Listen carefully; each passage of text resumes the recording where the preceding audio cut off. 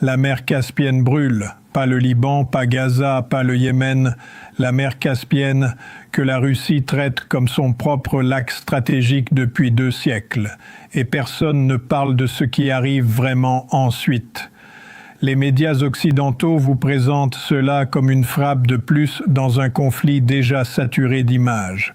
Ils vous montrent des cratères, des colonnes de fumée, des déclarations de porte-parole militaires lues devant des drapeaux.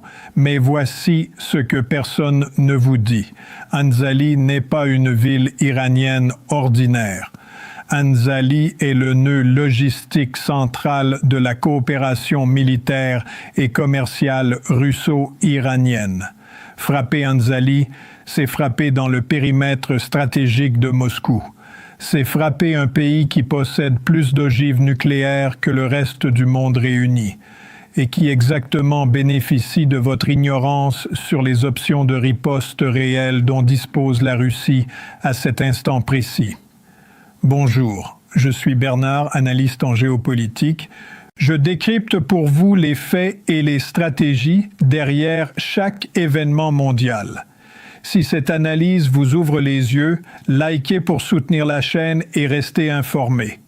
Nous allons examiner exactement ce que la frappe d'Anzali révèle sur la stratégie israélienne, sur les options de riposte russe et sur l'escalade qui vient.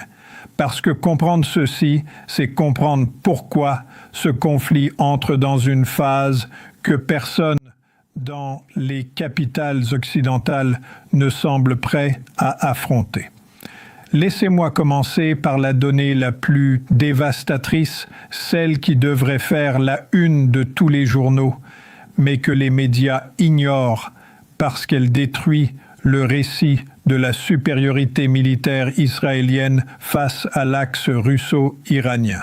La mer Caspienne est la plus grande étendue d'eau intérieure au monde. Elle est bordée par 5 pays, la Russie, l'Iran, le Kazakhstan, le Turkménistan et l'Azerbaïdjan. Des navires de guerre russes y opèrent en permanence. Des infrastructures militaires russes l'encerclent de toutes parts. Ça veut dire qu'Israël n'a pas frappé une installation iranienne périphérique.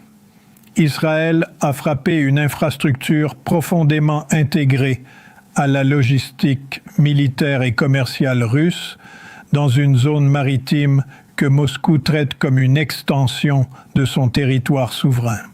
La conséquence humaine et stratégique est immédiate et concrète. La Russie ne peut pas ne pas répondre sans signaler à l'ensemble du monde qu'elle tolère des frappes sur son espace stratégique.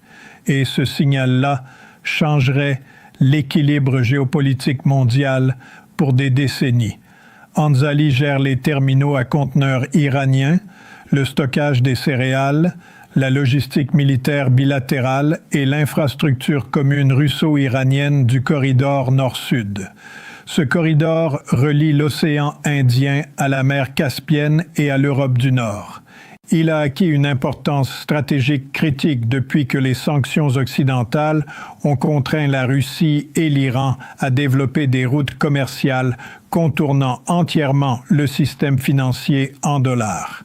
Le Kazakhstan et l'Azerbaïdjan, 2 exportateurs majeurs de pétrole et de gaz, dépendent de ce corridor pour leurs exportations mondiales. Les marchés européens reçoivent une partie significative de ces flux énergétiques. Les frappes iraniennes ont pénétré les défenses du dôme de fer à plusieurs reprises au cours des 18 derniers mois. Le Hezbollah inflige de lourdes pertes aux forces israéliennes au Liban depuis des semaines. Les Houthis ont fermé la mer Rouge à toute navigation liée à Israël avec une efficacité opérationnelle que personne n'avait anticipée. Et malgré des semaines d'opérations intensives américano-israéliennes, l'Iran continue de lancer des frappes, de contrôler le détroit d'Ormuz et d'absorber les bombardements sans s'effondrer. Le contraste est dévastateur. D'un côté, une armée présentée depuis 30 ans comme la force dominante du Moyen-Orient. De l'autre, un adversaire décrit comme militairement anéanti qui continue d'opérer, de frapper et de résister. Ce n'est pas la première fois qu'une puissance militaire surestime sa capacité à contenir un adversaire en étendant géographiquement son théâtre d'opération. En 1967, Israël a utilisé une frappe préventive dévastatrice pour établir sa supériorité régionale en 6 jours. Ce modèle a été intégré comme une doctrine applicable à tous les contextes et à toutes les époques. En 1982, l'invasion du Liban devait prendre quelques semaines et éliminer l'OLP définitivement. Elle a duré 18 ans et a créé les conditions d'émergence du Hezbollah. La guerre de 2006 contre le Hezbollah devait être résolue en quelques jours et démontrer une fois pour toutes la dissuasion israélienne. Elle s'est terminée sans victoire décisive et avec un Hezbollah structurellement renforcé. Et pourtant, personne ne tire la leçon. Imaginez que vous vivez dans un appartement et que votre voisin du dessus vous dérange depuis des mois. Vous lui avez déjà coupé l'eau, vous avez bloqué son courrier. Vous avez fait du bruit la nuit pour perturber son sommeil, mais il est toujours là, obstinément présent.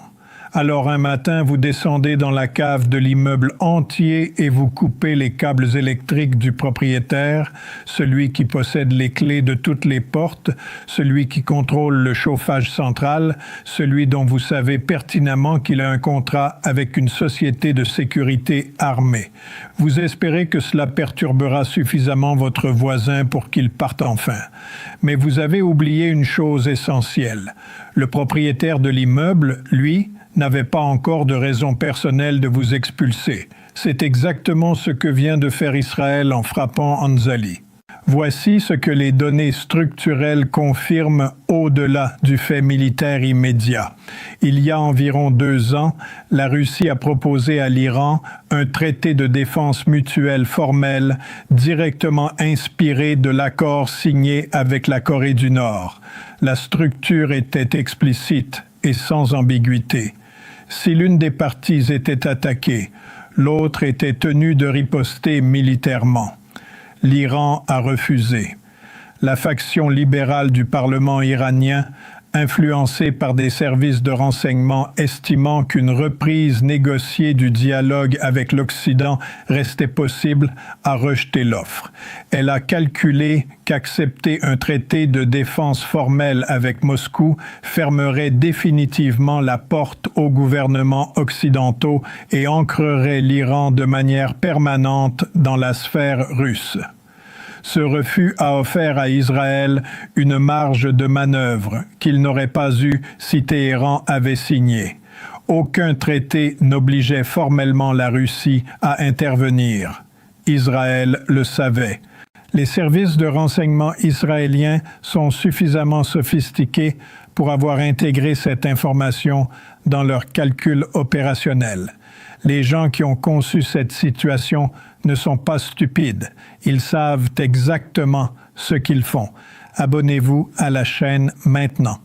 Ces analyses arrivent chaque jour sur un conflit qui change toutes les heures. Abonnez-vous pour ne rien manquer. Voici le coup de grâce, le véritable révélateur de toute cette situation. Israël a frappé Anzali en sachant qu'aucun traité de défense mutuelle n'obligeait formellement la Russie à riposter militairement. Ce calcul est techniquement correct, mais il est stratégiquement catastrophique, parce que la Russie n'a pas besoin d'un traité pour répondre. La Russie dispose d'une gamme d'options de riposte graduées qui peuvent infliger des coups considérables à Israël sans déclencher l'escalade formelle qu'impliquerait une frappe directe. Ces options existent. Elles sont opérationnelles. Et elles n'ont jamais été activées jusqu'à aujourd'hui uniquement parce que Moscou n'avait pas encore de raison directe et personnelle de le faire. Anzali a changé ce calcul de manière potentiellement permanente. La Russie n'avait pas besoin d'un traité pour considérer une frappe sur son périmètre stratégique comme un acte exigeant une réponse. Elle avait seulement besoin d'une provocation suffisamment visible. Et Israël vient exactement de la fournir. Mais ce n'est pas encore le pire. Le second mécanisme qui garantit l'échec stratégique israélien est encore plus profond et plus structurel. La frappe d'Anzali ne détruit pas la chaîne d'approvisionnement russo-iranienne. Elle la justifie politiquement. Après avoir rejeté le traité de défense mutuelle pour préserver l'option d'un engagement occidental et après avoir subi des bombardements répétés sous le regard passif de Moscou, l'Iran assiste maintenant à des frappes israéliennes contre des infrastructures directement liées à la coopération russo-iranienne, sans réponse militaire russe formelle. L'argument qui avait justifié le refus du traité, à savoir qu'il était inutile et stratégiquement contraignant, devient impossible à défendre à Téhéran après Anzali. La pression interne en Iran pour accepter le traité de défense mutuelle avec la Russie que Téhéran avait précédemment refusé va devenir politiquement irrésistible. Ce que la campagne militaire israélienne cherchait à prévenir, à savoir l'intégration formelle de l'Iran dans le système de défense russe, elle vient exactement de le rendre inévitable. Examinons maintenant comment cette situation se manifeste concrètement sur le terrain et pourquoi chaque développement confirme la thèse centrale. Premièrement, les Houthis au Yémen ont fermé la mer Rouge à la navigation israélienne avec une efficacité opérationnelle que ni les frappes américaines ni les frappes britanniques n'ont réussi à neutraliser. Israël ne contrôle pas cette route maritime critique. Aucune opération en cours ne lui permettra de la reprendre à court terme. Le conflit s'étend géographiquement sans atteindre ses objectifs déclarés. Deuxièmement, au Liban, le Hezbollah a démontré des capacités offensives réelles contre le nord d'Israël. Des régions entières du nord du pays sont opérationnellement sous pression permanente depuis des mois. La frontière nord n'est pas sécurisée. Elle ne le sera pas par des frappes sur Anzali ni sur la mer Caspienne. Troisièmement, les capacités de défense aérienne iraniennes ont pénétré le dôme de fer à plusieurs reprises, malgré les déclarations officielles israéliennes et américaines sur l'efficacité du système.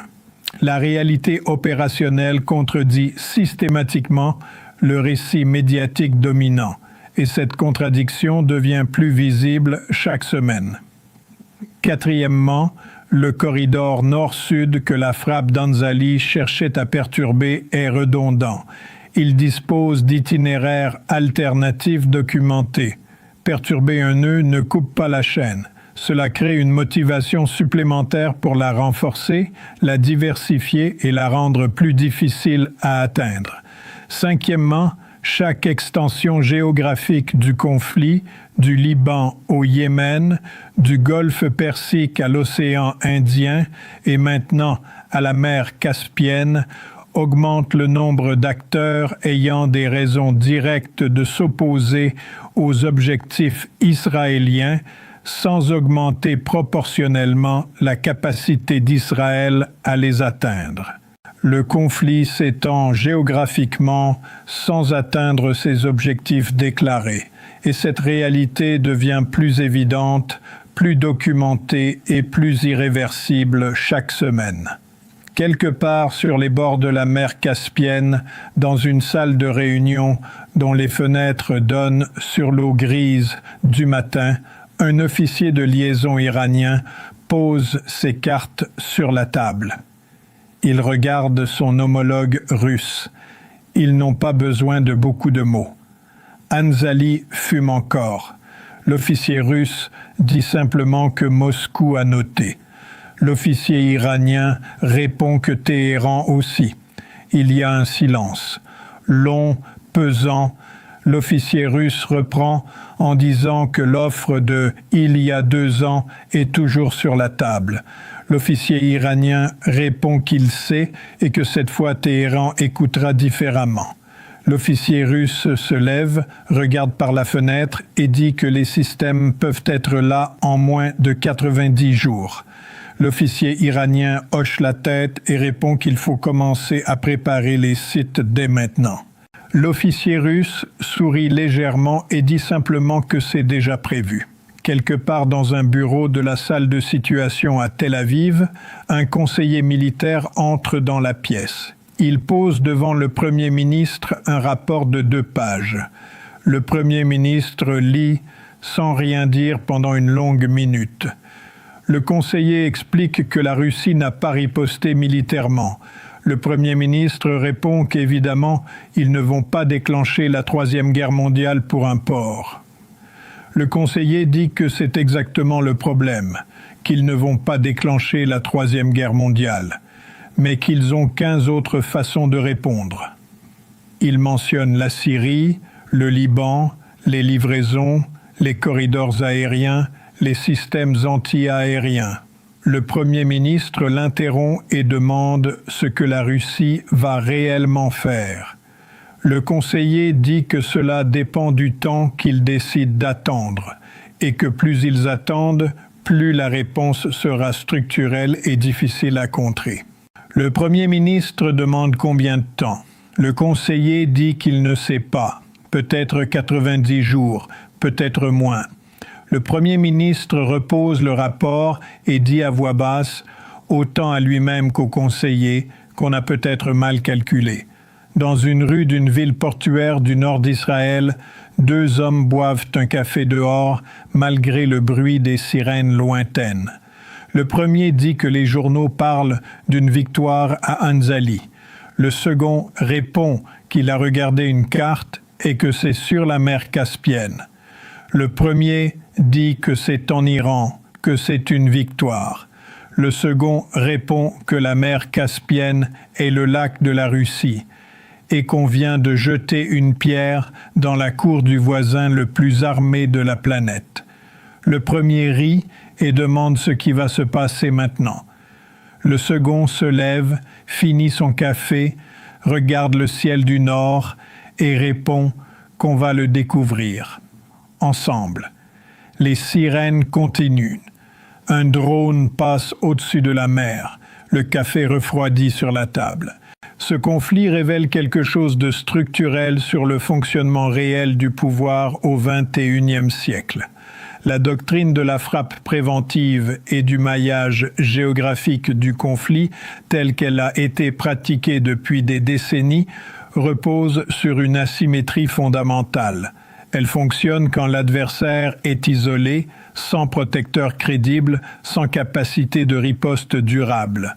Elle échoue exactement quand l'adversaire est connecté à un réseau d'acteurs capables de répondre de manière graduée, persistante et difficile à attribuer.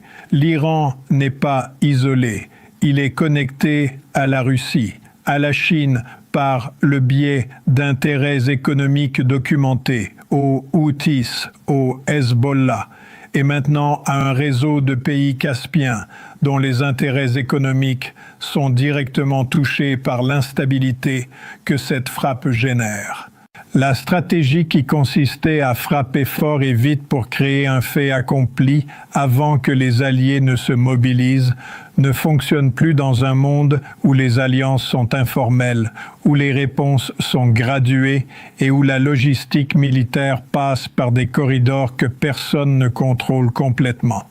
Ce n'est pas seulement la leçon de ce conflit, c'est la leçon que d'autres acteurs dans d'autres contextes appliquent simultanément. Et voici le chiffre que j'ai gardé pour la fin. 90 jours. C'est le délai estimé dans lequel des systèmes de défense aérienne de type S-300 pourraient être opérationnellement déployés au Liban si la Russie décidait d'activer cette option en réponse directe à la frappe d'Anzali. 90 jours pour transformer structurellement et durablement l'espace aérien du Levant. Ce chiffre est le résumé de tout ce que vous venez d'entendre. Dans 2 ans, si cette trajectoire se confirme, l'Iran aura signé le traité de défense mutuelle avec la Russie qu'il avait refusé. Le nord d'Israël sera sous une couverture de défense aérienne adversaire que les capacités de l'armée de l'air israélienne ne pourront pas ignorer. Dans 5 ans, le corridor nord-sud aura été renforcé, diversifié et rendu significativement plus difficile à perturber que ne l'était Anzali au moment de la frappe. Dans 10 ans, la mer Caspienne sera intégrée dans une architecture de sécurité eurasiatique formelle avec des traités, des infrastructures militaires communes et des lignes rouges claires que personne n'osera franchir. Et tout cela aura été accéléré exactement par la frappe qui était censée l'empêcher. Et la question que vous devez vous poser maintenant est la suivante. Si une frappe sur un port caspien peut générer une cascade de conséquences géopolitiques que ses propres concepteurs n'ont pas pleinement anticipées, quelles autres actions, en ce moment même, dans d'autres théâtres, sont en train de produire des effets structurels que personne dans les capitales occidentales ne veut examiner honnêtement? Le 21e siècle ne se gagne pas avec des frappes spectaculaires sur des infrastructures portuaires lointaines. Il se gagne avec la capacité à construire des alliances durables, des corridors logistiques résilients et une architecture stratégique que l'adversaire ne peut pas perturber en un seul acte. L'Iran et la Russie comprennent exactement cela. Et Anzali vient de le démontrer au monde entier d'une manière que les médias occidentaux refusent de regarder en face. Si cette analyse vous a montré sans filtre pourquoi ce conflit entre dans une phase nouvelle et décisive, abonnez-vous à la chaîne. Les prochains développements vont être déterminants. On va continuer à décrypter ensemble chaque mouvement, sans filtre, sans complaisance, avec la lucidité que ce moment historique exige.